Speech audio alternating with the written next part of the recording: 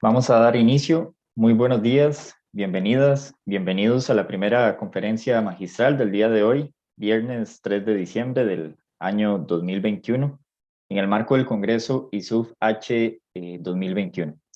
Mi nombre es Andrés Jiménez Corrales, soy docente e investigador en la Universidad de Costa Rica y el día de hoy, en esta mañana, estaré moderando esta actividad y canalizando las preguntas al conferencista. De parte de la Escuela de Arquitectura de la Universidad de Costa Rica y el comité organizador del Quinto Congreso Internacional ISUF H Costa Rica 2021, le damos la más cordial bienvenida a quienes nos acompañan y, por supuesto, a nuestro conferencista Álvaro Sevilla Huitrago. Álvaro es profesor titular en el Departamento de Urbanística y Ordenación del Territorio de la Universidad Politécnica de Madrid. Su trabajo combina diversos enfoques de teoría urbana crítica para construir una historia social del urbanismo bajo el capitalismo. Ha publicado más de 50 artículos y capítulos de libro en los campos de la historia urbana, de la planificación, geografía crítica y estudios urbanos, arquitectura y sociología.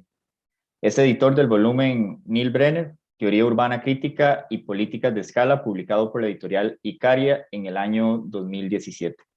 En unos meses, que intuyo que será el próximo año, 2022, la University of Minnesota Press publicará su trabajo, su último trabajo en formato de libro, el cual consiste en un monográfico sobre el choque entre los comunes y la planificación urbana que recorre más de 3 siglos de historia disciplinar.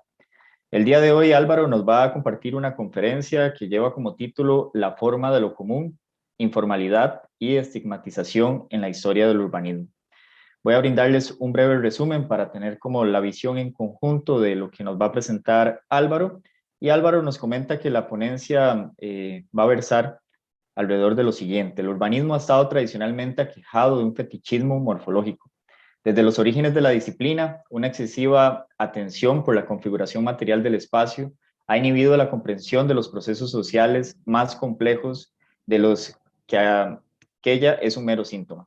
Esta limitación, sin embargo, es funcional a algunas de las misiones históricas desplegadas por nuestras técnicas: ignorar la riqueza social y política que palpita tras morfologías habitualmente denostadas por su supuesta falta de orden.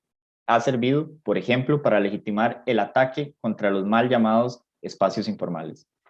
Esta ponencia va a repasar lecturas clásicas y recientes sobre el problema de la informalidad urbana y propone complementarlas con un análisis más atento al modo en que la disciplina construye estigmas territoriales a través de su discurso sobre la morfología urbana. Para ilustrar este enfoque se ofrece un rápido recorrido por hitos de la historia del urbanismo desde el siglo XVII hasta la actualidad. Finalmente, se propone priorizar las implicaciones políticas sobre los valores estéticos funcionales en el examen de la forma urbana. Para tal fin, se sugiere la necesidad de revisar nuestras lecturas de lo informal desde la perspectiva de lo común. Entonces, recordarles que pueden ir realizando sus preguntas a lo largo de la conferencia y al finalizar la participación de Álvaro, estaremos abriendo un espacio de preguntas y respuestas. Entonces, bienvenido Álvaro y todo suyo el público. Bueno, pues muchas gracias, Andrés, y muchas gracias, Helga. Obviamente quiero empezar agradeciéndoos a la organización en general y a vosotros dos en particular por vuestra invitación, por la ayuda estos días, por el gran trabajo que estáis haciendo en la coordinación, ¿no? Bueno, hoy, como comentaba Andrés, pues voy a centrarme en lo que es el tema principal propuesto como marco del Congreso, ¿no? La relación entre planificación e informalidad, entre comillas. No voy a estar haciendo así todo el rato porque vais a cansaros de verme, pero bueno, va de suyo que este término de informal o informalidad lo voy a utilizar de forma relativa. Vamos a ir viendo cómo se hace. Bueno, es una tarea un poco abrumadora, teniendo en cuenta que buena parte de la audiencia está basada en América Latina, que es una región que ha producido quizá los trabajos más penetrantes e influyentes sobre este problema, y en ese sentido, pues advertir de antemano que me presento ante los colegas latinoamericanos con mucha humildad y simplemente con la esperanza de tocar una serie de aspectos de esta problemática que creo merecen ser tenidos en cuenta en el contexto de un congreso centrado en el hilo de la morfología urbana. Así que humildad, pero también advertir que mi presentación va a tener un cierto elemento de provocación, porque se trata, al fin y al cabo, de intentar animar el debate, ¿verdad? Bueno, por supuesto, la noción de informalidad es usada con enfoques muy diversos y a veces dispares. Se usa de forma rutinaria en el discurso de agencias públicas para designar actividades económicas, formas de asentamiento, prácticas espaciales que están al margen del control estatal y de los mercados regulados. Se la invoca en general en la prensa, en el imaginario colectivo, para reforzar el estigma de ciertos espacios y grupos de población. En el ámbito académico, ciertas corrientes han querido dar a ese concepto de informalidad el estatus casi de un nuevo paradigma epistemológico en el campo de la teoría urbana en las décadas recientes, y otros, mientras tanto, pues niegan la utilidad, directamente niegan la utilidad científica de esa categoría y la caracterizan como una especie de dispositivo ideológico, ¿no? Bueno, yo no voy a ir tan lejos, pero sí voy a defender que debemos estudiar la idea de informalidad como un constructo social que rodea a estas formas de asentamiento y que se sostiene en buena medida a través del discurso y, entre otros, del discurso que nosotros producimos como urbanistas, ¿no? Y más importante, voy a sostener que debemos prestar atención al rol que nuestra disciplina ha tenido en la producción histórica de ese discurso y los mecanismos a través de los cuales desempeña ese papel. En ese sentido, me gustaría, como decía, pues comenzar con una provocación que desarrollaré más despacio después, pero que es esta. El imaginario disciplinar está aquejado de fetichismo morfológico. Por fetichismo no me refiero aquí simplemente a una fijación algo caprichosa con aspectos de diseño. Eso evidentemente está ahí, pero creo que es algo relativamente inofensivo. Para mí el problema viene cuando esa fijación formalista es capturada en un proyecto social más amplio y conflictivo que normaliza ciertas configuraciones espaciales, es decir, que las presenta como norma, como lo normal, y las identifica con ciertas modalidades de orden social, económico y político, frente a otras configuraciones espaciales que son identificadas como anormales, informales, desordenadas, incluso ilegales, etc., ¿no? El fetichismo morfológico al que me refiero naturaliza ese orden polarizado, ese orden dual, presentándolo como algo intrínseco a la forma misma y en ese sentido enmascara las relaciones sociales y de poder desiguales que están detrás de esas diferencias espaciales. Y en ese sentido, este mecanismo hace más difícil ver cuáles son las relaciones y de hecho los solapes entre ambas esferas. Hace más fácil asignar valores opuestos a cada esfera, lo normal, lo formal, e insisto en que utilizo todos estos términos siempre con comillas imaginarias, se identifican con el orden, con lo correcto, con lo ejemplar, y por otro lado lo anormal, lo informal se convierten en la expresión del desorden, lo incorrecto, lo que debe ser excluido, reprimido, rediseñado, corregido, etc. Y ahí, entre otros lugares, ahí nace ese estigma territorial del que ha hablado, entre otros, el sociólogo Loic Macont, ¿no? Bueno, por tanto, el objetivo de mi charla hoy es explorar qué se esconde detrás de ese dualismo formal-informal o diseñado espontáneo, sugerir que esa dinámica, ese discurso, ayudan a sustentar las formas de desarrollo espacial y económico desigual intrínsecas al capitalismo, y explorar qué rol han jugado el urbanismo y la planificación en estos procesos. Para hacerlo, voy a distanciarme de las perspectivas dominantes sobre este fenómeno de la informalidad en dos sentidos, al menos en dos sentidos. En primer lugar, voy a evitar el carácter fundamentalmente presentista de los análisis de las últimas décadas. Creo que una perspectiva histórica siempre hace más fácil comprender cómo aparecen y se producen los procesos, y en particular, en este caso, cómo se desarrolla ese mecanismo del fetichismo morfológico al que me estaba refiriendo. Y en segundo lugar voy a evitar el foco exclusivo en la esfera urbana y en los países del sur, porque creo que es productivo rastrear esas lógicas también en el norte y también en otro tipo de geografías, en el ámbito rural, en la interfaz campo-ciudad, etc. ¿Vale? Bueno, la presentación va a dividirse fundamentalmente en dos partes. La primera va a ser fundamentalmente teórica. Voy a hacer una muy breve síntesis del debate sobre informalidad y voy a apuntar una serie de lagunas en ciertas corrientes recientes y por qué puede ser útil pensar a través de esta categoría de fetichismo morfológico. Y la segunda parte va a centrarse más en un recorrido muy rápido por una serie de experiencias o expresiones históricas de esta problemática con ilustraciones, como decía Andrés, que abarcan más de 5 siglos. Y luego voy a terminar, por último, en las conclusiones con una breve reflexión sobre otros modos posibles de aproximación al fenómeno de la urbanización popular, sugiriendo que podemos encontrar oportunidades aún escasamente exploradas si abrazamos la perspectiva de los comunes en nuestro análisis de las formas espaciales. Bien, pues vamos allá. Primera parte, debate sobre informalidad urbana. Hay que recordar, para empezar, que el debate sobre la noción de informalidad se refiere a dos aspectos íntimamente relacionados, pero que a menudo se han tratado por separado. Por un lado tenemos estudios centrados en el llamado sector informal, es decir, actividades económicas al margen de los mercados regulados, la venta callejera, el trabajo casual, etcétera, y las relaciones sociales derivadas de ese tipo de formas económicas.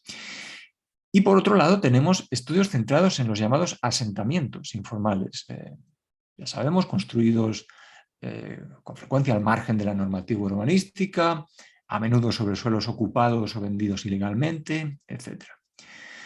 Y más recientemente, ambos aspectos, sector informal y asentamientos informales, han venido a combinarse en trabajos que hablan en términos más amplios sobre informalidad urbana, urbanización informal, desde distintos ámbitos, pero principalmente referidos a dinámicas de crecimiento acelerado en ciudades del sur global, ¿no?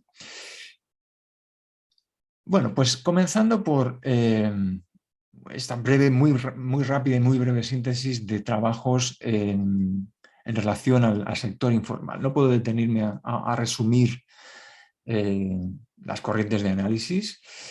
Baste decir que suele hablarse de tres grandes tradiciones desde la década de 1940.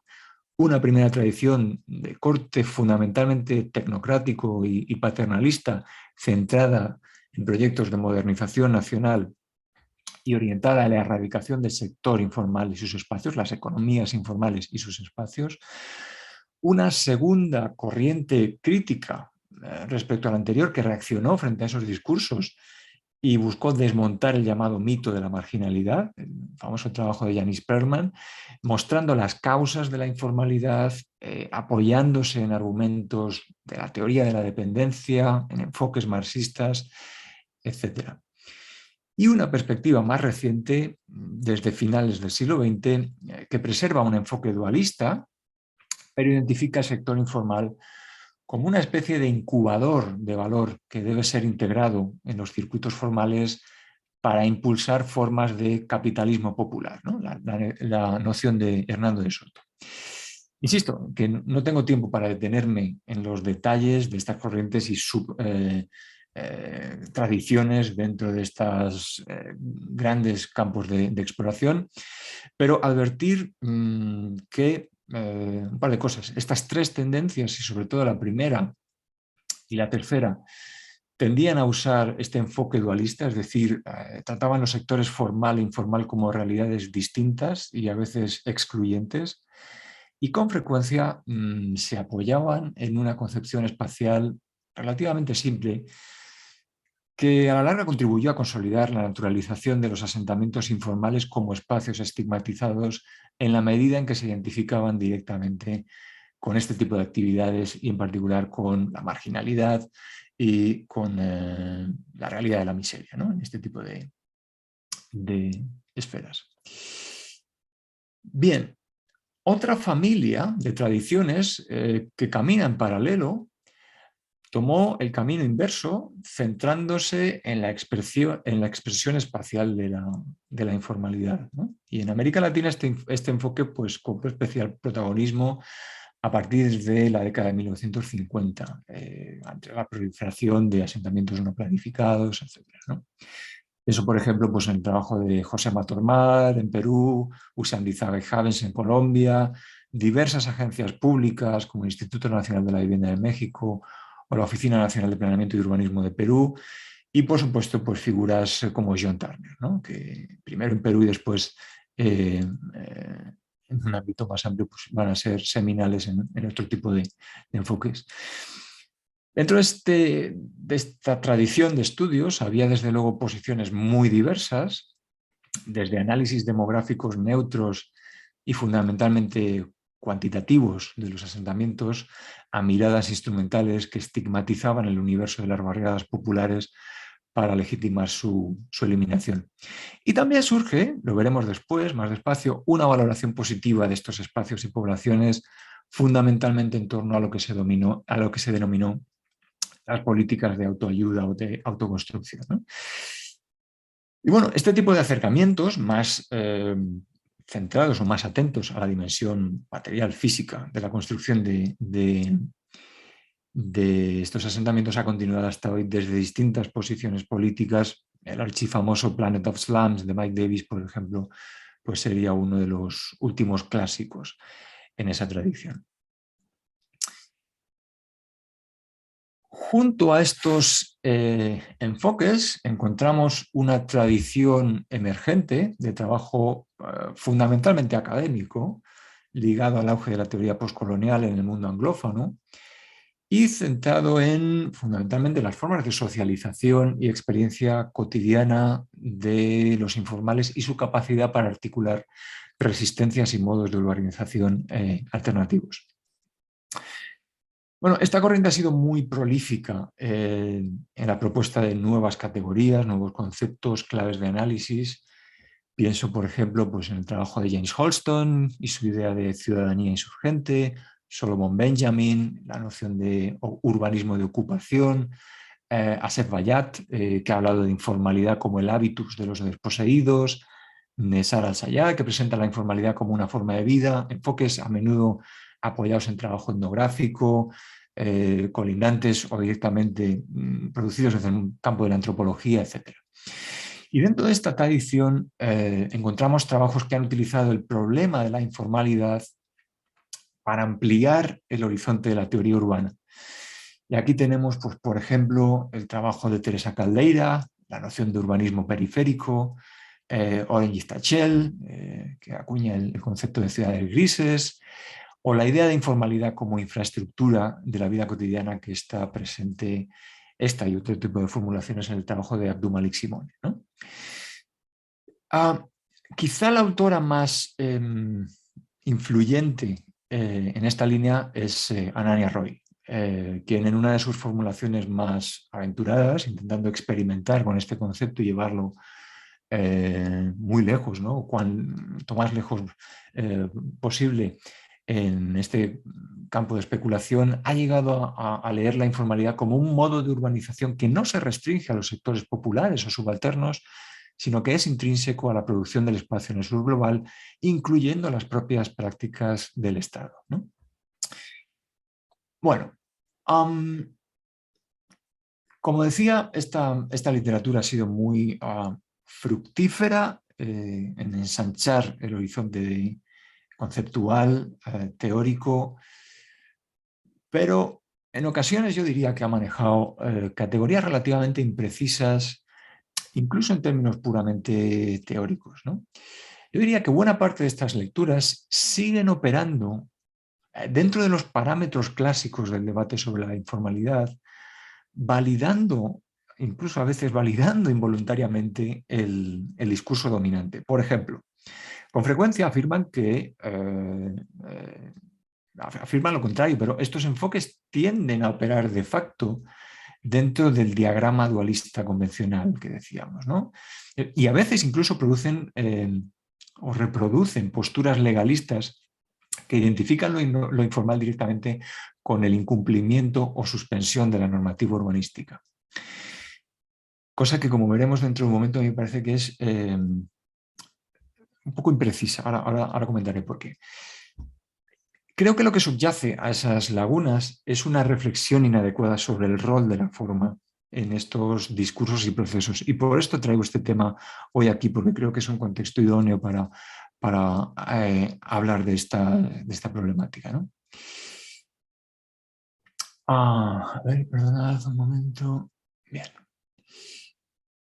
Frente a esas lecturas, o si queréis para complementarlas, propongo que entendamos la dimensión regulatoria, normativa de estos fenómenos como una mera derivada de un conflicto social y político más fundamental que tiene en su centro la dimensión formal del cambio urbano. Si adoptamos una mirada histórica, vemos que lo informal no es inicialmente lo que incumple la ley, lo que incumple la ordenanza, sino aquello que se desvía de un orden que aspira a convertirse en norma y que se reifica en una forma reconocible. ¿Vale? Y en un segundo momento, esa aspiración de orden, esa norma deseada, esa aspiración de norma, se convierte en normativa, ¿m? Y legitima el ataque a lo anormal, anómalo, ¿vale? A lo que está fuera o al margen de la norma. Pero antes incluso de que la norma se convierta en ley o en ordenanza o en plan urbanístico, lo anormal debe ser identificado a través de otros mecanismos como una realidad que no encaja en un determinado proyecto social, en un determinado proyecto de urbanidad o una determinada imagen de ciudad, ¿no? Así que la idea es que la dimensión normativa es secundaria a estos aspectos. Es solo el corolario de una razón política más profunda. La planificación y el urbanismo, además, no se apoyan exclusivamente en herramientas normativas y, desde luego, yo diría, refutando a algunos de los autores que acabamos de ver, la planificación y el urbanismo no son arbitrarios en la demarcación de lo informal. Y no lo son porque dicha función no apunta en última instancia a la ilegalidad de las construcciones, de los asentamientos, de las actividades, sino a una voluntad de identificar, aislar y excluir elementos indeseables del proceso urbanizador. Elementos que, como podéis imaginar, adivinar, casi siempre se identifican o se localizan en los sectores populares, ¿no?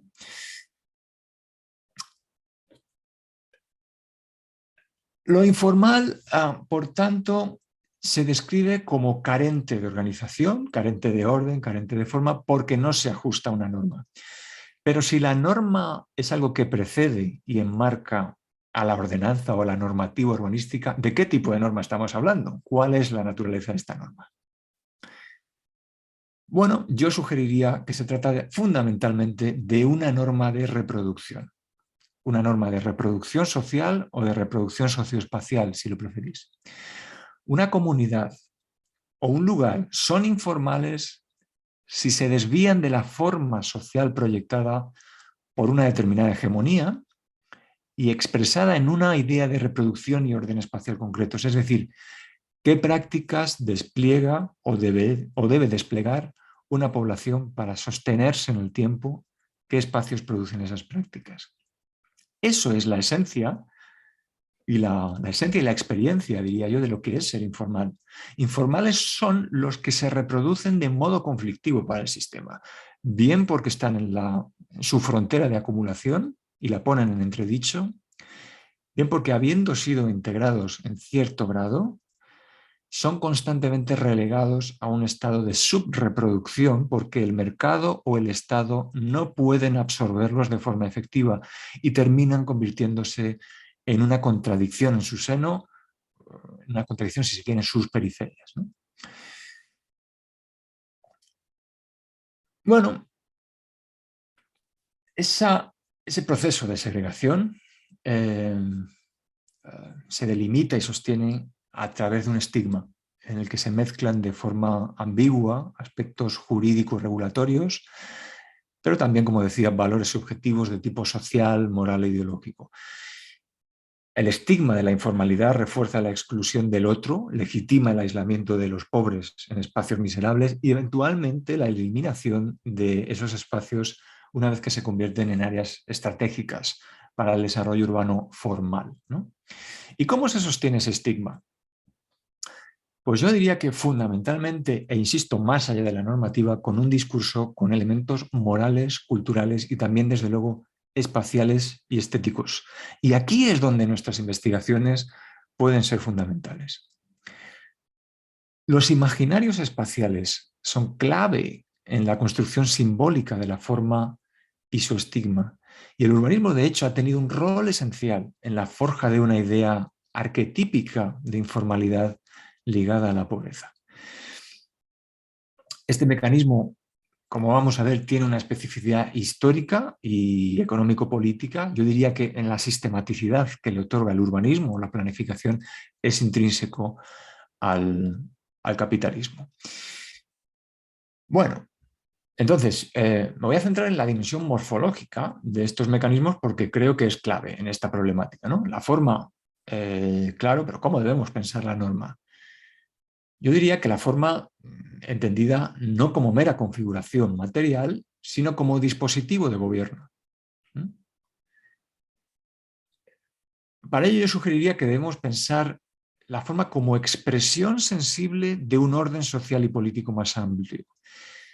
Y también debemos entenderla como herramienta que sirve para gobernar y transformar ciertos modos de vida.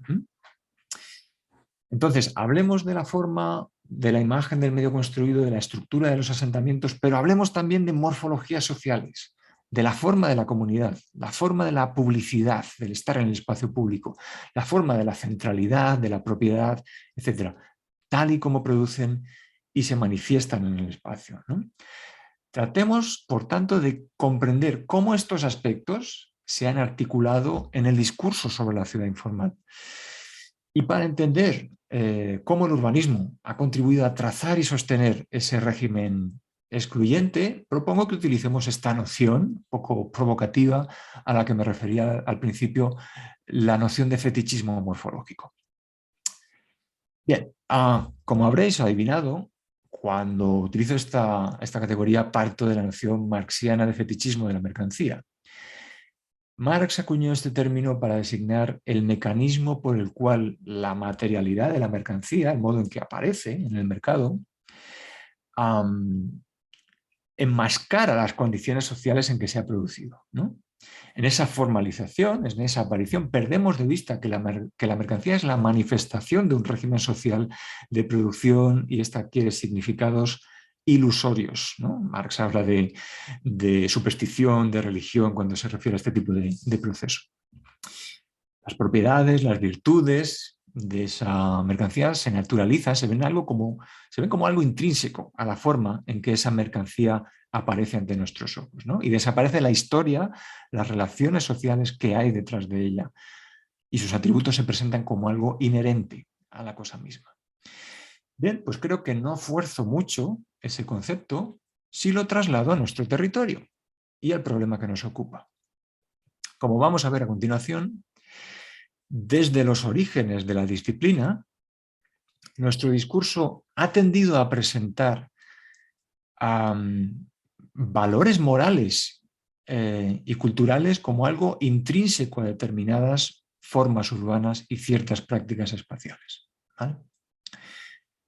Y al hacerlo ha ayudado a enmascarar las relaciones desiguales de poder y las dinámicas de desposesión y desplazamiento que hay detrás de esas formas. Y en ese sentido, el discurso urbanístico en torno al problema de la informalidad funciona como una especie de gran elipsis, ¿no? Porque omite precisamente aspectos que son cruciales para entender el espacio social y la propia forma, y desvía nuestra mirada hacia la manifestación más epitelial, más sensible, más estética, ¿no? Bueno, pues hasta ahí el aparato teórico, si queréis, de la presentación de lo que quería deciros, que ahora voy a intentar ilustrar a través de una serie de ejemplos o de viñetas históricas y voy a pasar muy rápidamente por una serie de episodios para ver un poco explorar estas fricciones, ¿no?, entre la mirada, el discurso del urbanismo institucional, las prácticas de producción colectiva del espacio y la construcción de imaginarios sociales excluyentes. Bien, pues vamos allá. Existen dos grandes relatos sobre el origen del capitalismo. Ya he dicho que creo que es útil asociar este tipo de mecanismos a los que antes me refería, ver cuál es la especificidad histórica y su articulación a la emergencia, consolidación y evolución del capitalismo, ¿no? Y entonces, yendo al origen de la emergencia de este sistema, existen dos relatos sobre su origen, y en ambos encontramos elementos de este conflicto y de este mecanismo de fetichismo morfológico al que antes me refería. Uno de esos relatos se remonta a los procesos de asentamiento colonial y expansión mercantil desde el siglo XVI. Los precedentes rudimentarios de planificación espacial desplegados en estos procesos se acompañaban a menudo de discursos que incorporaban ya una estigmatización de los pueblos colonizados y sus modos de vida, sus prácticas económicas, sus patrones de asentamiento, especialmente cuando se trataba de poblaciones dispersas o seminómadas, ¿no? Por ejemplo, la colonización española en América. En los discursos que rodean la creación de los pueblos de indios y las reducciones y los procesos de reasentamiento forzoso en México o Perú, los cronistas indianos presentan las poblaciones locales como, aquí voy a empezar a incorporar citas literales, no vais a ver mucho haciendo así o diciendo cito, disculpadme, pero es simplemente para que justificar los términos que se utilizan, que a veces son duros, lo advierto. Digo que los cronistas indianos presentan a las poblaciones locales como bárbaros, brutos, rudos. Escribe el jesuita Bartolomé Hernández que viven, cito, como salvajes en tierras asperísimas, alojándose en unas rancherías muy angostas, sucias y oscuras, donde se juntan y duermen como animales. Otro jesuita, José de Acosta, hablando también sobre las formas de asentamiento y la necesidad del reasentamiento, dice de las poblaciones indígenas que son semejantes a las bestias, porque, todos estos son citas, viven cambiando de domicilio de tiempo en tiempo y aun cuando lo tienen fijo, más se parece a una cueva de fieras. Aquí veis en esta representación, ¿no?, la contraposición entre el mundo de la vida en el bosque o en la selva y el mundo en el entorno al asentamiento creado por los colonos, los misioneros, etc. La urbanización traída por los colonos se veía como una herramienta de civilización, tanto o más que la religión. Aquellos que, dice Acosta, aquellos que se resisten con terquedad a su propia regeneración y al reasentamiento, hay que obligarles por la fuerza para que se trasladen de la selva a la convivencia humana en la ciudad. Es una cita literal. Tenemos ya ahí ese contraste entre la vida en la ciudad ordenada, planificada, y la vida fuera de ella. Las formas de sustento de las comunidades, en particular la caza, las actividades comunales, las economías del bosque o de la selva, que se veían como economías de improvisación, el trueque, etc., son también objeto de una mirada estigmatizante, moralizante, ¿no? Y bueno, estoy utilizando el caso español, pero si miramos a otras agencias coloniales, pues tenemos el mismo tipo de proceso. Si miramos a las campañas coloniales británicas, por ejemplo, pues encontramos, sin ir más lejos, de forma coetánea, a principios del siglo XVII, un alto consejero de Jacobo I recomendándole arrastrar a todos los salvajes irlandeses que habitan dispersos en los bosques o vagan sin residencia cierta a vivir en ciudades bien consolidadas y aplicarse a la agricultura, el asentamiento y la economía, lo que os decía antes, ¿no?, el sector informal y la ciudad informal. Bueno, segundo episodio, y vamos al otro relato alternativo sobre el origen del capitalismo que sitúa ese comienzo en Inglaterra, en el siglo XVIII, en los procesos de acumulación primitiva ligados a la privatización de tierras comunales, ¿no?, los famosos cercamientos, enclosures.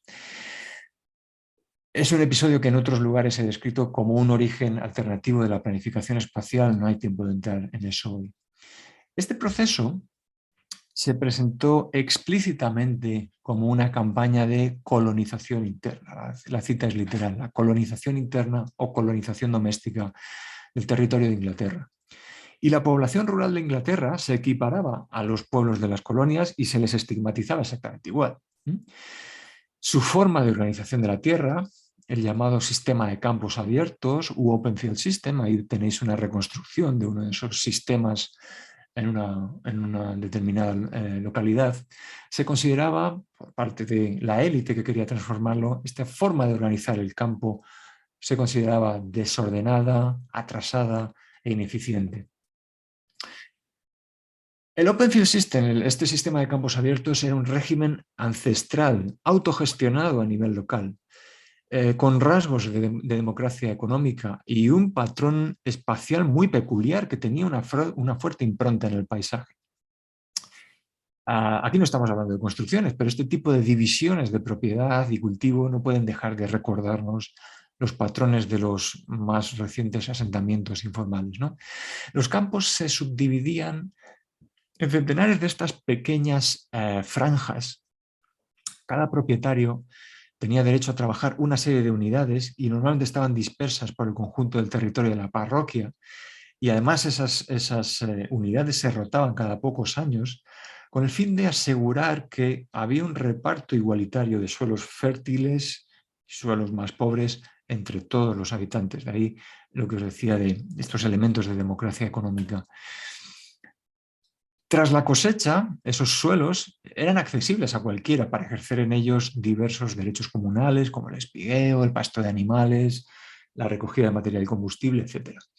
Bueno, era un sistema y una forma extremadamente complejo, ¿no? Que además variaban de una localidad a otra, y esto confundía a una nueva élite agraria en ascenso que estaba interesada en implantar un régimen exclusivo y más simple de propiedad y uso de la tierra, ¿no? Y para esto sirvieron los enclosures, los cercamientos. Y el discurso que rodeaba esos cercamientos señalaba a ese régimen ancestral comunal como, este es el tema al que voy, de nuevo se utilizaban el mismo tipo de estrategias de retórica, ¿no? Se señalaba como algo primitivo, a los usuarios de esos derechos se les señalaba como una población perezosa, insolente, al margen de la ley. A los paisajes se los calificaba como territorios incultos, resultados de un conocimiento de la ignorancia. Decía uno de los portavoces de este movimiento de cercamiento, decía, los bárbaros y vándalos del campo abierto deben desaparecer para poder implantar un sistema agrícola racional. Y ese discurso está detrás de un proceso de reestructuración masivo del territorio que incluía a veces el reasentamiento de la población rural y que obligó a los pobres a abandonar las prácticas económicas informales que rodeaban el común y a someterse de lleno a la relación salarial. Y, por supuesto, este modelo viene acompañado también de tratados, propuestas de técnicos que venían que discutían el diseño adecuado del campo cultivable, de los asentamientos asociados a ellos. Es una especie de precedente de urbanismo agrario, ¿no? El término de Andrés Duany.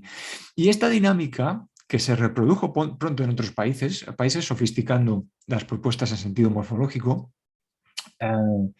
Veis ahí un ejemplo de Suecia en el propio siglo XVIII.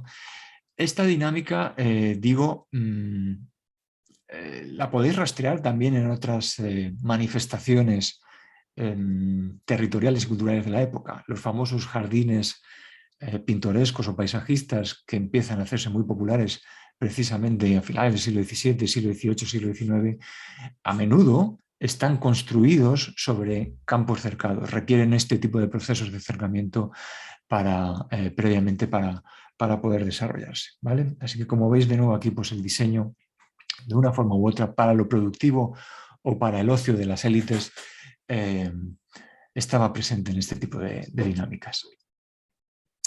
Bueno, tercera viñeta, y quizás pues obviamente la más central y la más estructural en la historia de la disciplina. La reforma urbana del siglo XIX, principios del siglo XX, ¿no? La urbanización industrial y la reforma urbana de esta época constituyen pues, un momento fundacional en la forja de esa norma espacial y de reproducción a la que antes me refería. El fetichismo morfológico se manifiesta aquí en plenitud en un determinismo ambiental que vinculaba la miseria habitacional con la cultura de la pobreza y con patologías de todo tipo, patologías sanitarias, morales, políticas, etc., ¿no? Y esa lógica fetichista se va a convertir en un motor central del discurso que lleva a la aparición del urbanismo como técnica y de la propia planificación a finales del siglo XIX y principios del siglo XX. Claro, esto es una afirmación bastante fuerte, ¿no? Y tenemos, en esta época, tenemos una tradición de voces normalmente identificadas como progresistas y poco sospechosas de esta acusación, de esta denuncia que estoy sugiriendo aquí. Vamos a trabajar sobre las voces más progresistas, ¿no? Sobre las posiciones más progresistas, a ver si el argumento se sostiene. Empecemos con el gran pionero, ¿no? Ildefonso Cerdá. En el primer tomo de la Teoría General de la Urbanización, Cerdá equiparaba la urbanización ordenada con un proceso de civilización y moralización de dimensiones históricas. Esto ya lo sabemos, ¿vale? Y esto es el argumento central de la Teoría General de la Urbanización. Pero la modernidad y la urbanización también producen el suburbio como una excrescencia de esa vida cívica.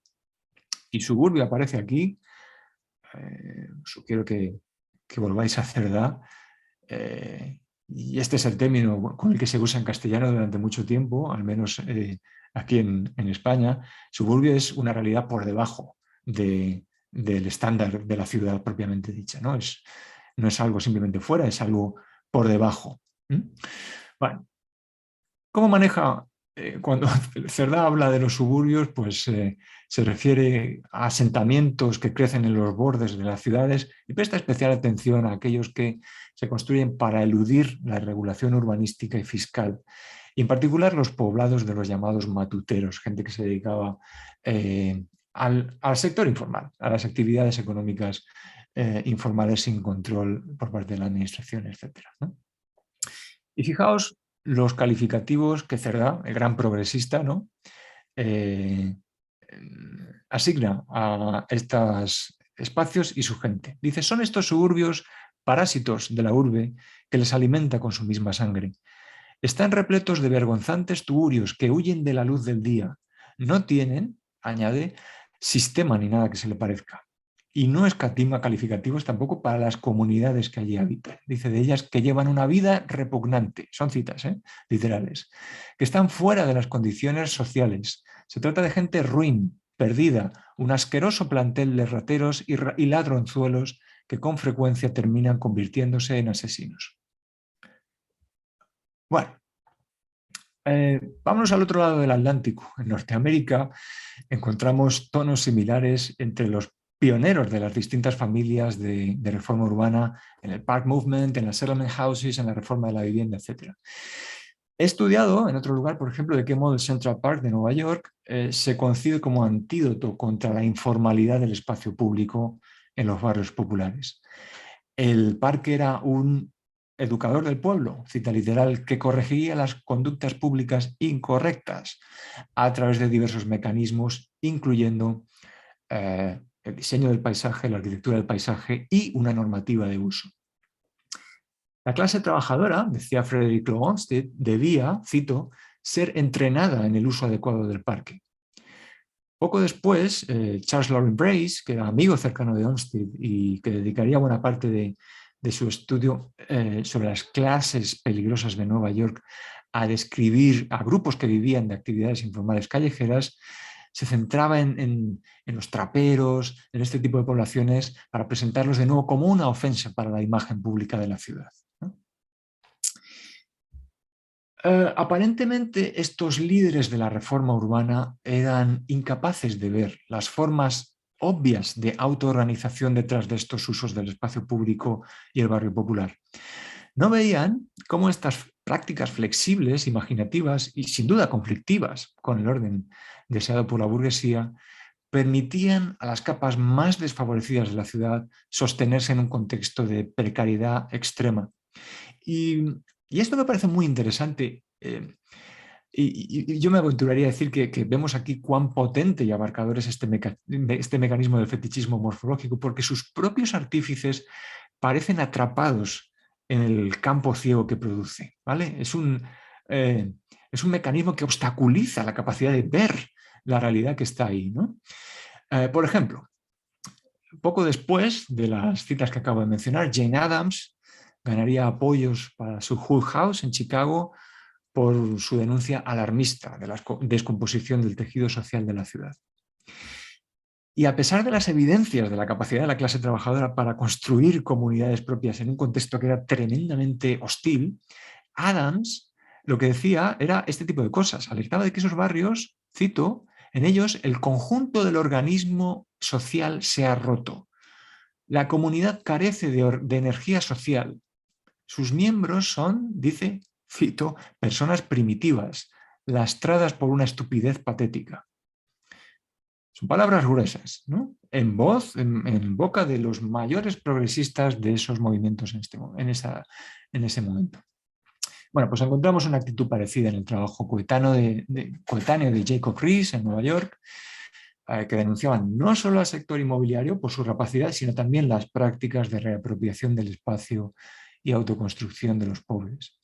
Y por supuesto, este movimiento tiene una influencia central, ¿no? En la implementación de las primeras políticas urbanísticas en sus contextos y en la forja de los primeros documentos de planeamiento en Norteamérica a principios del siglo XX. Por mencionar solo el caso más obvio, pensemos como el plan de Chicago, de Barnum and Bennett, es una especie de monumentalización espectacular de ese fetichismo morfológico. En una ciudad en la que la mayoría de la población vivía en barrios como los que acabamos de ver, el plan no dedicaba ni una sola página de la memoria a discutir la realidad del Islam y desplegaba, por el contrario, este tipo de imaginarios que, por supuesto, requerían la eliminación de numerosos puntos de barrios de clase trabajadora, ¿no? Es un ejemplo extremo de ese mecanismo en el que no solo se invisibiliza a los enclaves en el discurso, sino que después eso se reproduce en una erradicación material. Bueno, cuarto episodio. Ese discurso de la reforma urbana se va a filtrar también en los tratados que van consolidando el campo de la ciencia urbana en la primera mitad del siglo XX y, sin duda, en los enfoques del movimiento moderno. Pensemos, por ejemplo, en las taxonomías un tanto inocentes, en los estudios pioneros de Lavedan, de Marcel Poet, de Inigo Trix, de Werner Hegemann, apoyados en un enfoque formalista que ignoraba o marginaba la ciudad que supuestamente carecía de orden porque no tenía diseño, ¿no? Y desde luego, como todo el relato en torno a los CIAM, construye una noción de lo urbano pensada para un tipo ideal de obrero cualificado o trabajador de cuello blanco que está cada vez más conectado a mercados formales, etc. Es toda esta idea de modernizar a la clase trabajadora, que recordemos en ese momento sigue teniendo en su mayoría orígenes rurales, ¿no? Llega a la gran ciudad, intenta mantener sus costumbres, si les dejan pues siguen viviendo con sus gallinas, con cerdos, etc. Y está esta idea de la historiadora alemana Adelheid Volksander, sus estudios sobre las colonias de entreguerra, de que la ciudad moderna está concebida para estigmatizar los órdenes vernáculos del barrio popular. Tiene una cita muy bonita, es para avergonzar a los obreros de vivir como tales, ¿no? Bueno, y a pesar de ello, a pesar de este tipo de discursos y de dinámicas que van consolidándose, el fenómeno de la autoconstrucción sigue extendiéndose en Europa en esa época. Tenemos corrientes bastante intensas de proliferación de asentamientos autoconstruidos en los años 30 en Centro Europa, a partir de los 40 en el sur de Europa, durante los 30 gloriosos en Francia, en Italia, no solo en relación al chabolismo, etc. Aquí tenemos, por ejemplo, pues una imagen de Madrid en la década de 1950, lo que se llamaba oficialmente el problema del suburbio, de nuevo lo que os comentaba antes, ¿no? Entendiéndolo literalmente como un asentamiento por debajo de lo urbano, habitado por una subclase de poblaciones siempre bajo sospecha. Bueno, en toda esa fase, entre los 40 y los 60, pues hay en Europa, en parte como respuesta a este tipo de dinámicas, una dialéctica interesante que va a impulsar la consolidación de los enfoques modernistas y su modelo de formalización con programas públicos de vivienda social masivos durante esta época. Si ese paradigma modernista de alojamiento estandarizado masivo entra en crisis hacia la década de 1960, en parte es gracias a los debates sobre informalidad en América Latina. Y estos ayudaron también a denostar las políticas de erradicación que habían, a cuestionar las políticas de erradicación que habían denostado los asentamientos autoconstruidos como signo de atraso económico y cultural, ¿no? La cultura de la pobreza. Entre esos nuevos enfoques, pues cabe destacar el apoyo a la llamada vivienda de autoayuda, promovido primero por Jacob Crane y después popularizadas por John Turner, sobre todo, y sus colaboradores. Aún con sus limitaciones, era una mirada muy distinta a la que había predominado hasta ese momento, una mirada empoderadora. Para Turner, los habitantes de las barriadas eran, cito, gente vigorosa y organizada de la clase obrera, que tenía capacidad de sostener sus comunidades, ¿no? Y ese planteamiento, como sabéis, pues influyó en el discurso de agencias como el Banco Mundial, Naciones Unidas, al menos hasta mediados de la década de 1980. Ahí tenemos, por ejemplo, el cartel del primer Congreso de ONU Habitat, en el cual la figura de Turner fue central. Y aunque este mensaje perdió parte de su intensidad en ese proceso, sirvió para liberar de alguna forma el discurso institucional de los tics más obvios del fetichismo morfológico, ¿no? Bueno, ese cambio de paradigma, sin embargo, convivía con los enfoques estigmatizadores más clásicos en las políticas públicas y el imaginario colectivo en buena parte de la región. La barriada, la favela, el campamento seguían presentándose en la disciplina, en la prensa, en las instituciones como, de nuevo vuelven las citas, una aberración, un cáncer social que ofende la vista, el olfato y el corazón. Sus habitantes, se decían, están empapados de animalidad. Bueno, son citas de fuentes aleatorias de esa época, de años 60, años 70, ¿no? Así que junto a los experimentos en programas de apoyo a la autoconstrucción desarrollados con mayor o menor éxito en distintos países, permanecían estas políticas que oscilaban entre la erradicación y la formalización, pero que mantenían intacta esta asociación del espacio informal con el estigma de la marginalidad, ¿no?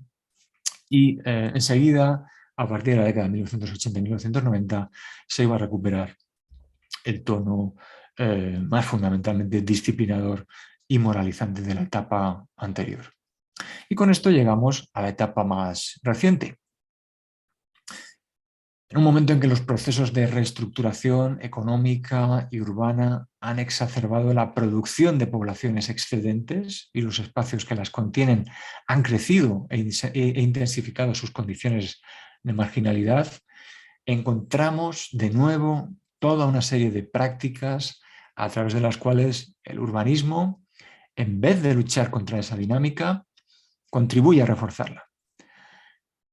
Aunque los procesos de autoconstrucción son mucho más obvios en el sur, el fenómeno de esta nueva informalidad extrema no se restringe a estas geografías e implica otras dimensiones. Por ejemplo, en el norte, el declive industrial ha expulsado a amplios grupos de población de los circuitos formales y estos a menudo han sido recluidos en enclaves que presentan nuevas condiciones de exclusión.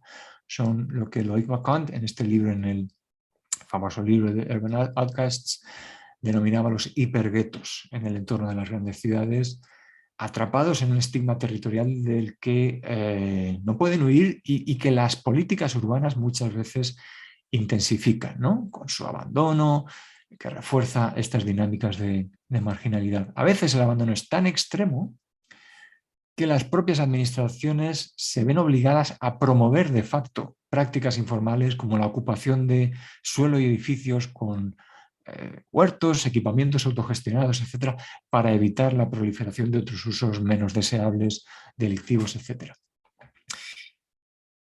Bueno, este tema lo conocemos bien, pero encontramos una situación similar de empobrecimiento, desplazamiento y estigmatización en los viejos hinterlands fordistas, a medio camino entre la vida rural y la actividad industrial, golpeados por la desintegración de los sectores económicos tradicionales y cuyas poblaciones han empezado a sostenerse cada vez más combinando varios trabajos temporales, subsidios públicos, actividades ilícitas y desde luego también a menudo con formas de ocupación del espacio contra la normativa. Y ahí doy la referencia de este libro magnífico, ¿no?, de Phil Neal sobre este tema y sobre este universo tan conflictivo. Y por otro lado, por supuesto, tenemos todos los flujos de migración ilegal a consecuencia de las nuevas divisiones internacionales del trabajo, las oleadas de refugiados por conflictos bélicos, cada vez más también climáticos, que impulsan pues, esta proliferación de poblados autoconstruidos en las grandes ciudades y en las fronteras entre países. De nuevo, pues ahí doy una referencia reciente, este documental del profesor Michele Lancione sobre la situación de la población romaní en Bucarest. En el sur, el boom de las economías urbanas y, más importante, los procesos de desposesión de poblaciones campesinas han reforzado los procesos de informalización en lo que Peter Hall y Ulrich Pfeiffer denominaron hipercrecimiento informal. Conocemos los datos, ¿no? Pues a principios del siglo XXI, Naciones Unidas estimaba que más del 40% de la población vivía en asentamientos informales en países en desarrollo y casi el 80% en países menos desarrollados. Y estos espacios pues a menudo quedan en una especie de limbo. Por un lado, el discurso de las agencias internacionales ahora ven ellos no solo carencias y problemas, sino también oportunidades. Ha cambiado el tono, se mantiene la promesa de ayudar a los pobladores a consolidar y mejorar sus entornos, se prioriza la regularización de construcciones y actividades para integrarlos, etc., ¿no? En la práctica, sin embargo, las administraciones locales suelen oscilar entre una actitud de tolerancia indiferente, cuando estos asentamientos se ubican en espacios sin interés inmobiliario, y otra muy distinta cuando se ubican en lugares cotizados. En estos últimos casos reaparece el discurso estigmatizador, justificando la erradicación de los asentamientos por su incompatibilidad con los esfuerzos del Estado y las inversiones para elevar el estatus de esas ciudades. Asher Gerner, por ejemplo, ha señalado que en las últimas décadas las aproximaciones más objetivas o racionales técnicas de etapas precedentes se han sustituido por lo que él llama una forma de gubernamentalidad estética mucho más arbitraria, en la que la apariencia de los asentamientos y sus habitantes son criterio suficiente para decidir sobre su derribo, sobre su permanencia o derribo, ¿no? Y en consecuencia, en el norte, en el sur, tenemos en la actualidad un frente complejo de formación de pobreza a distintos niveles y se hace necesario reforzar este discurso que relega y excluye sus espacios. Y ahí tenemos esa ola planetaria de políticas de tolerancia cero que, recordemos, surgen en el corazón de la máquina, surgen en Nueva York de la mano de Rudolph Giuliani y su jefe de policía, Bill Bratton. Ahí lo tenemos en la portada de la revista Time y el libro en el que participa después. Y estas medidas, estas estrategias o actitudes, diríamos, de políticas de tolerancia cero se exportan rápidamente al resto del mundo. Ahí tenemos una noticia de uno de los primeros episodios en el que el propio Giuliani fue contratado para poner en marcha un proyecto de tolerancia, de políticas de tolerancia cero en el DF en México, ¿no? Bueno, estas medidas persiguen, criminalizan no solo asentamientos, sino también ciertas prácticas e individuos considerados indeseables, en particular en espacios públicos, centrales o con interés turístico. Y por supuesto, pues se ceban de nuevo con actividades o modos de vida considerados informales al margen de la norma. Pensemos en por ejemplo, en la criminalización de la venta callejera, cuando no interesa tenerla en ciertos barrios, o está sostenida por poblaciones racializadas. Pensemos en la expulsión de personas sin techo, pensemos en la expulsión de prostitutas, de áreas comerciales y turísticas, etc., ¿no? Bien. Bueno, pues para ir concluyendo.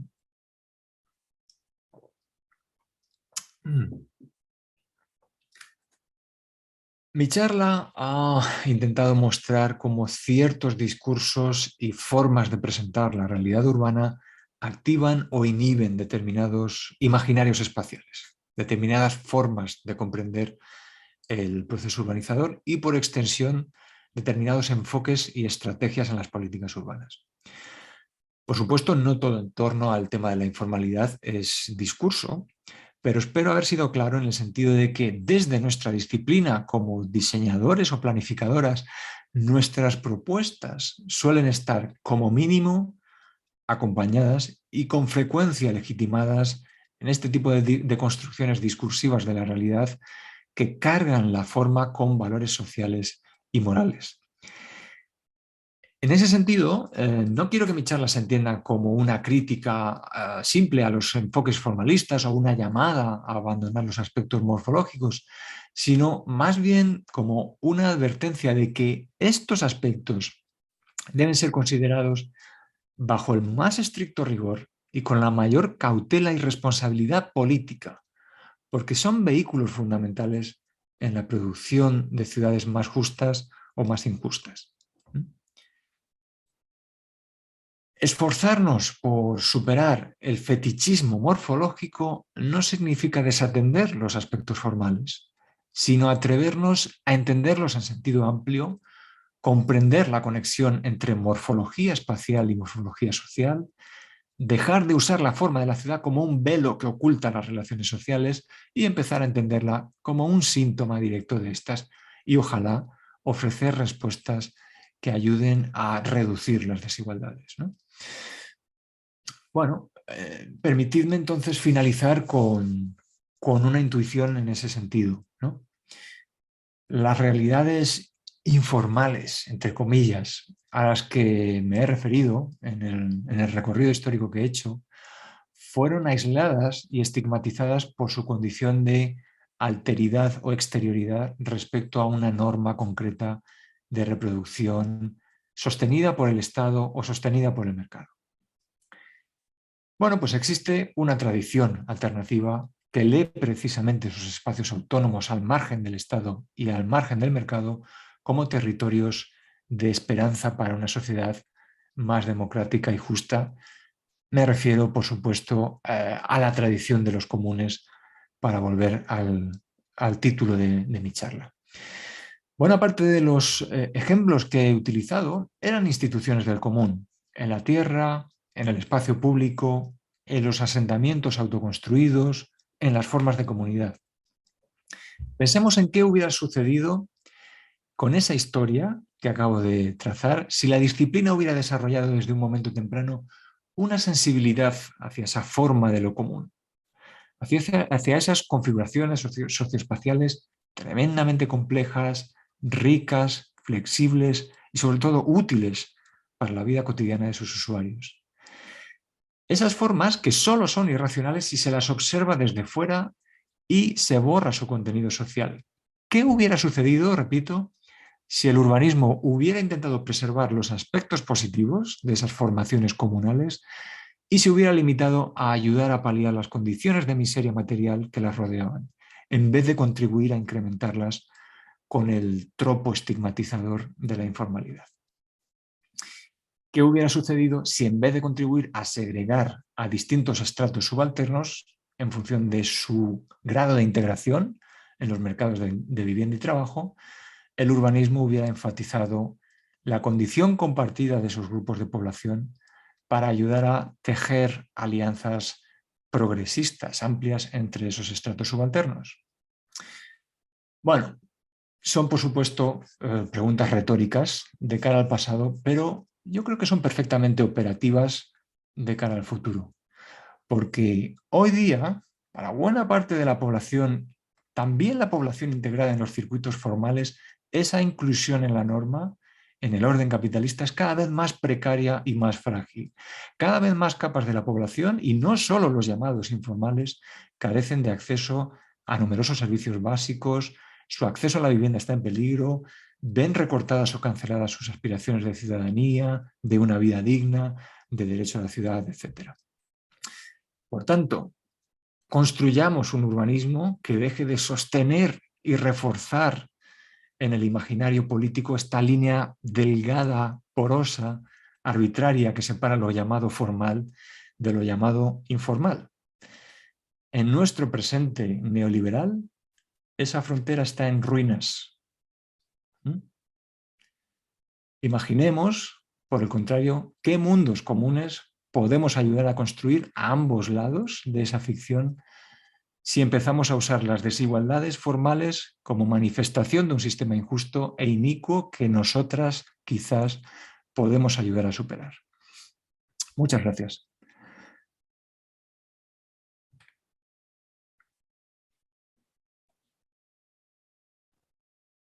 Muchas gracias, Álvaro, por la conferencia.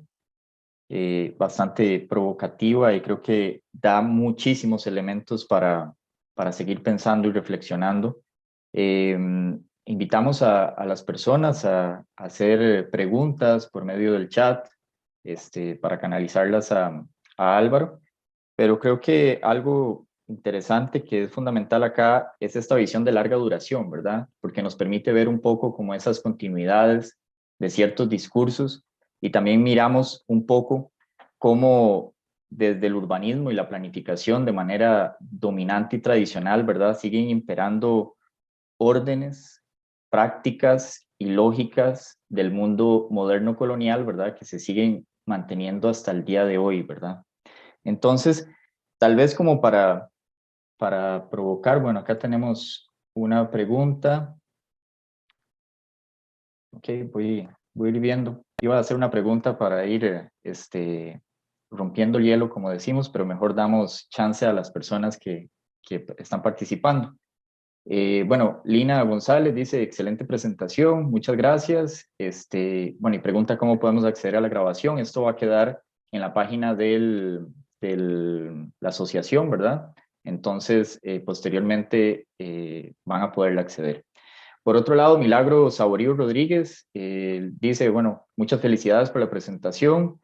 Lo que entiendo es que el fetichismo morfológico crea una idea concreta sobre lo que está bien y todo el resto está mal. Dentro de lo que está mal se incluye una parte del urbano, todo lo rural y básicamente la vida dentro de la naturaleza, entre comillas, salvajes viviendo en bosque. La pregunta es la siguiente, bueno, hay dos. ¿Cuáles serían las recomendaciones para la formación de estudiantes? Número uno. Y número dos, ¿cuáles para los hacedores de política pública? No, es obviamente muy buena pregunta y compleja de contestar, ¿no?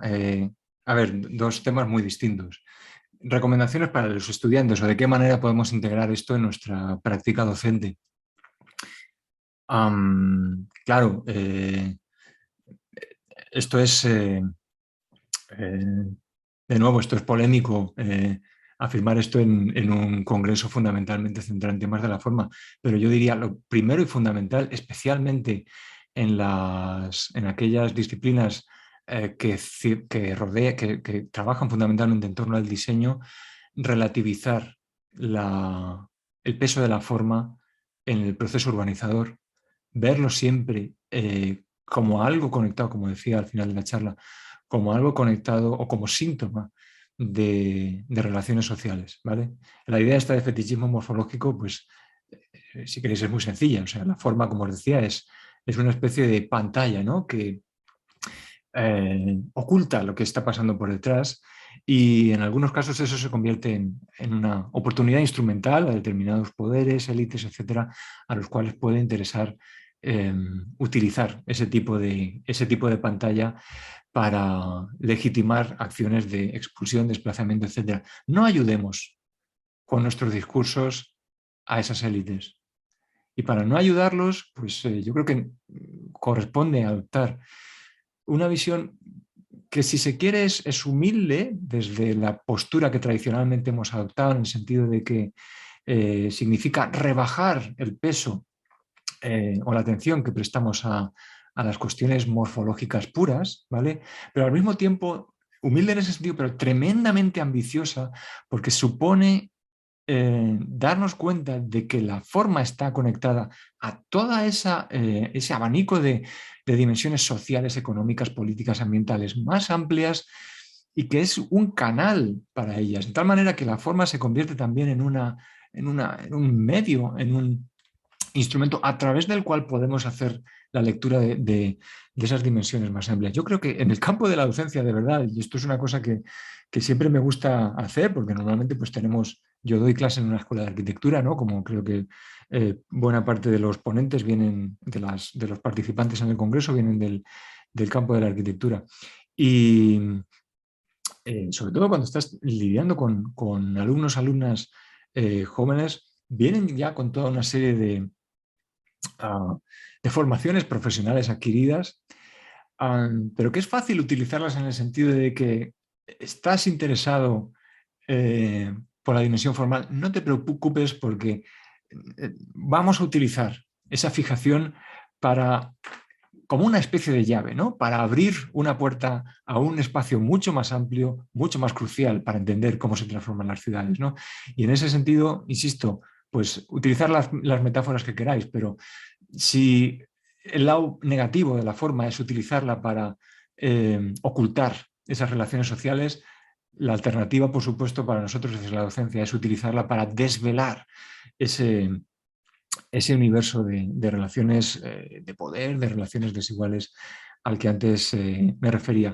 Y luego creo que la pregunta se refería también no solo al tema de la docencia, sino también de cara a las administraciones públicas, bueno, de las instituciones, los políticos, etc.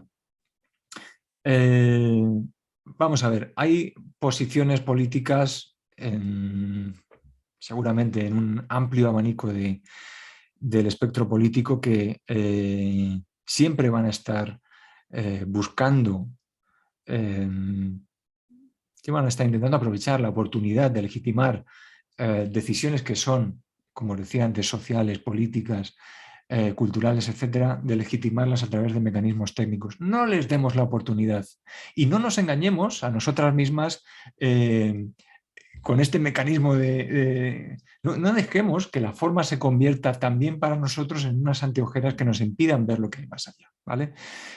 Insisto, esto no significa abandonar o descartar la forma, sino utilizarla de otra forma con mayor rigor, si queréis, como una herramienta para intervenir en la esfera más de las ciencias sociales, si queréis. Muchísimas gracias, Álvaro. Tenemos aquí algunas otras preguntas. Escuchándote, también me recordaba mucho los planteamientos de Lefebvre, ¿verdad? De traspasar un poco la ilusión de la transparencia de las cosas y en este caso de la forma. Tenemos una pregunta de Víctor Felipe Alegría Corona. Bueno, te agradece por la fascinante presentación y quería preguntarle si cree que el concepto de coproducción puede ayudarnos a redefinir la práctica del urbanismo e incluir, experimentar y abrazar otras formas de producción del espacio. Depende de coproducción entre quiénes. ¿Quiénes son los agentes que coproducen? Porque la coproducción siempre está ahí. Quiero decir que es un término que se ha puesto relativamente de moda en los últimos años, pero la ciudad siempre es un producto colectivo, ¿no? En el caso de este tipo de dinámicas de urbanización popular de las que hemos estado hablando, de forma totalmente evidente o visceralmente evidente, diría yo, en la medida en que estos asentamientos, estos poblados no se sostienen si no hay una capacidad de cooperar entre los pobladores que los están construyendo y sosteniendo, ¿de acuerdo?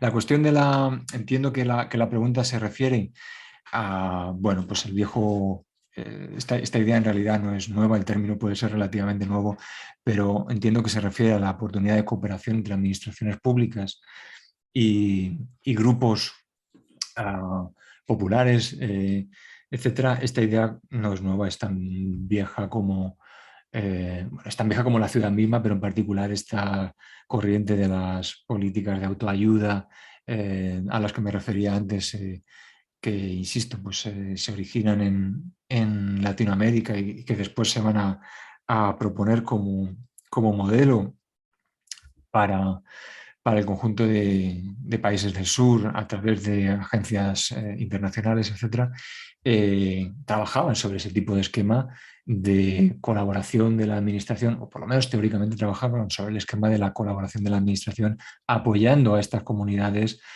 dándoles facilidades materiales, financieras, legales, etcétera, para poder desarrollar estas dinámicas de autogestión de sus espacios. Pero más allá de las políticas concretas, insisto, la ciudad siempre es un producto colectivo, siempre es un producto social. La ciudad, el espacio es un producto social, ¿no? Por redundar todavía más en la idea del Lefebvre.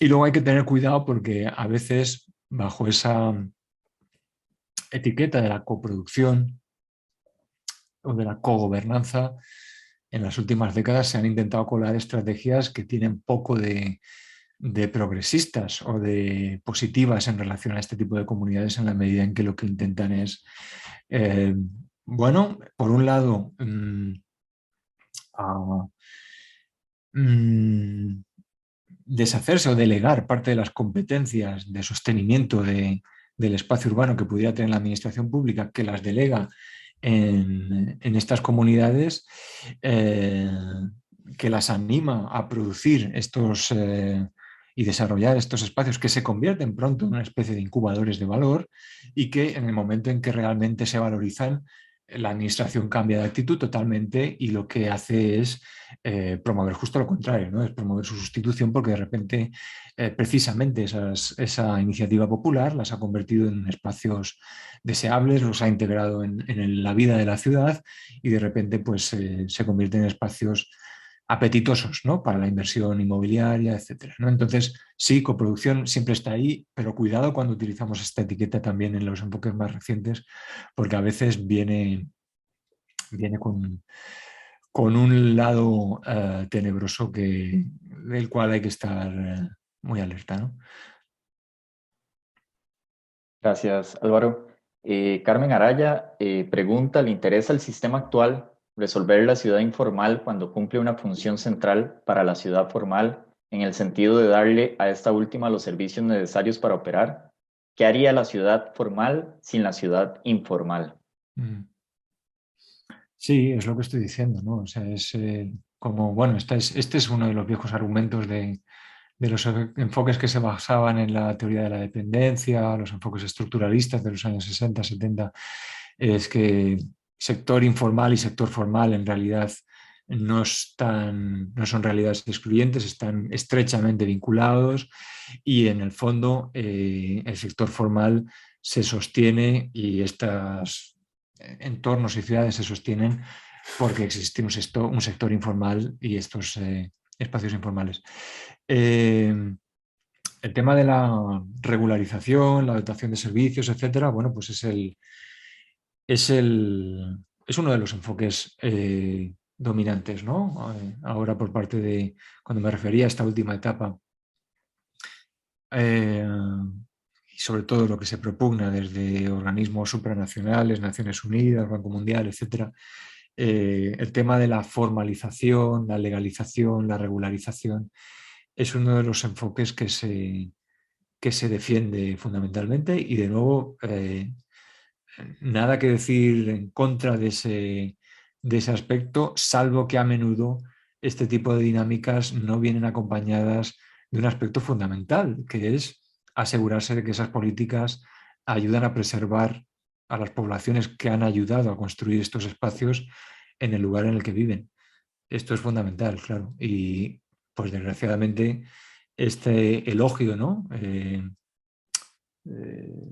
entre lo populista y lo neoliberal, de estos elogios recientes de la informalidad pues eso, como viveros, ¿no? de valor, de los cuales la ciudad se puede beneficiar, se beneficia de facto siempre y se puede beneficiar aún más en la medida en que se logre integrar a estos espacios de forma más sistemática y más consistente en la vida económica de la ciudad.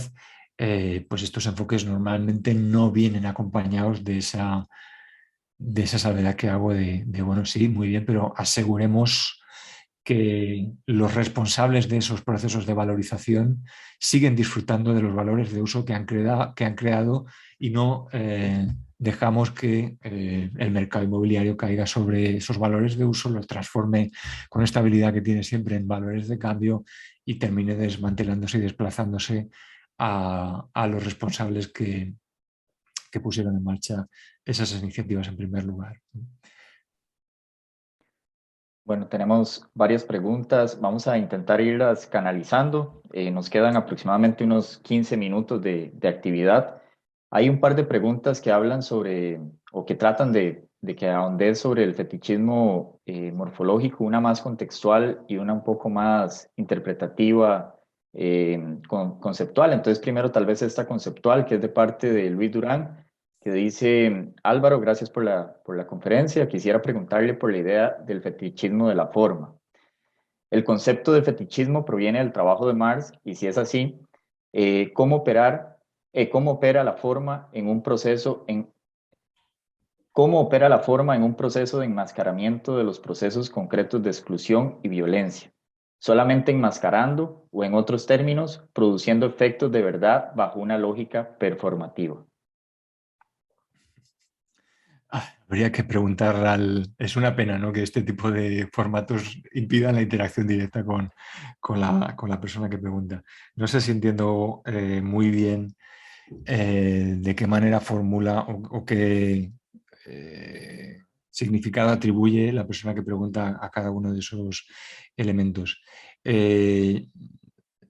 Yo creo que no sé si tiene mucho sentido diferenciar entre eh, la dimensión discursiva y la dimensión de agencia o de intervención más concreta, porque yo creo que están fundidos en una misma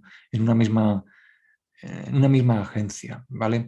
El discurso de por sí es performativo a distintos niveles, en la medida en que no en el sentido de que directamente produce el derribo o la erradicación, pero el discurso que acompaña a estas lecturas de la forma ya está eludiendo tratar o traer al frente toda una serie de realidades que en el fondo son el motivo real la causa real por la que esos espacios surgen como surgen y adoptan la forma que adoptan. Y en ese sentido, en ese ocultamiento está ya implícita la acción que ejercen sobre los imaginarios colectivos, ¿vale? No sé si se entiende muy bien lo que estoy diciendo. Yo tampoco terminé de entender cuál era la dicotomía que estaba planteando esta persona en su pregunta, ¿no? Pero básicamente el tema del mecanismo, por volver a la idea esta de fetichismo de la mercancía y su aplicación o su traslación a nuestro territorio. Esto es tan sencillo como eh, eh, me he referido solo a Marx, ¿no?, y al modo en que concibe esa categoría de fetichismo de la mercancía en el Capital, pero por supuesto esta es una idea que se volvió a tratar por distintas tradiciones y sensibilidades, pues en particular la Escuela de Frankfurt, Jean Baudrillard, etc. Baudrillard además era alumno de Lefebvre, que también maneja de otra forma este tipo de ideas. Lidiaron mucho con el discurso de la mercancía, el modo en que los imaginarios que se construyen en torno a ella, los simbolismos que se construyen en torno a ella, ayudan a borrar las condiciones en las que se ha producido, ¿no? Entonces, bueno, pues esto es tan sencillo, por poner ejemplo Un ejemplo básico y simple, pues esto es tan sencillo como, pues no sé, tu hijo o tu hija te pide que le compres un muñeco de plasticuchi y en ese muñeco hay toda una serie de valores alrededor de él y tendemos un poco a actuar como los niños que son incapaces de ver que esto viene de China, que lleva unas condiciones de producción, unas condiciones materiales, que tiene un impacto social, económico, ambiental, etcétera. El niño es incapaz de ver esto, solo ve el universo eh, perfecto, ¿no? Cristalino de la forma. Y es que nosotros a veces nos comportamos un poco como niños en este sentido, ¿no? Con esta fijación por el análisis de la forma cuando nos olvidamos de las condiciones materiales que están detrás de ellas, ¿vale? Entonces, bueno, era un poco en ese sentido por lo que recuperaba esa vieja idea, ¿no? Bueno, ya por cuestiones de tiempo y porque hay otra actividad que empieza pronto, vamos a hacer la última pregunta para ya ir cerrando la actividad y tal vez para pasar a algún otro tema y tocar una variedad de Uh -huh. temas con Álvaro. Carla dice, muy buena presentación, la morfología como síntoma y la planificación como apoyo y posible solución. ¿Algún ejemplo donde se haya aplicado esto exitosamente? Bueno, este es un tema que quería haber incluido en la charla, de hecho estaba al principio, pero luego lo terminé quitando porque la charla era bastante larga. Pero claro, es fundamental, y esto podría ser una segunda parte en otro momento, es fundamental recordar que hay otros arquitectos, urbanistas, planificadores, planificadoras que no se han dejado eh, mistificar, ¿no? Por la forma. Y prácticamente en cada uno de estos episodios de los que hablábamos podríamos recuperar gente que ha sostenido, antes voces minoritarias que han sostenido un discurso contrario y que han destacado de qué manera se estaban utilizando inadecuadamente este tipo de, o perversamente, este tipo de enfoques más formalistas. Pues no quiero detenerme caso a caso, pero yo qué sé, pues en el mundo de en la Inglaterra de esos cercamientos, pues había voces que defendían los valores de la economía del común y del campo abierto. En el siglo XIX, principios del siglo XX, en la época de la reforma urbana, había voces mucho más atentas a las condiciones sociales, materiales que producían esos espacios insalubres, etcétera. Pues, por ejemplo, George Benjamin Marsh en Estados Unidos y Patrick Geddes. Patrick Geddes, eh, que es un...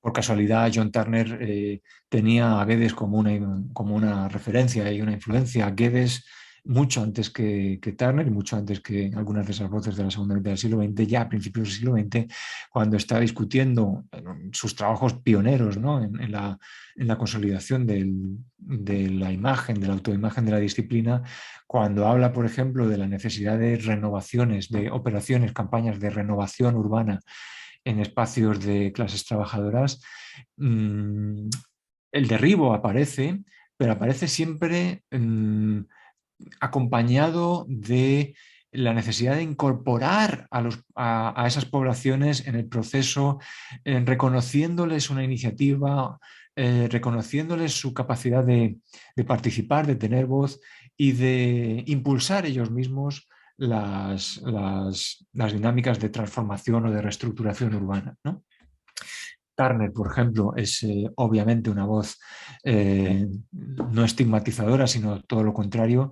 Y bueno, o sea, quiero decir que es, por supuesto, que existe una trayectoria, una tradición alternativa a la dominante, eh, eh, que incluso utilizando la forma como un elemento central del discurso, sin embargo, no ha olvidado que esa forma es simplemente la derivada de condiciones sociales que a veces son precisamente lo que hay que denunciar, ¿no? El resultado material de ellas, ¿no?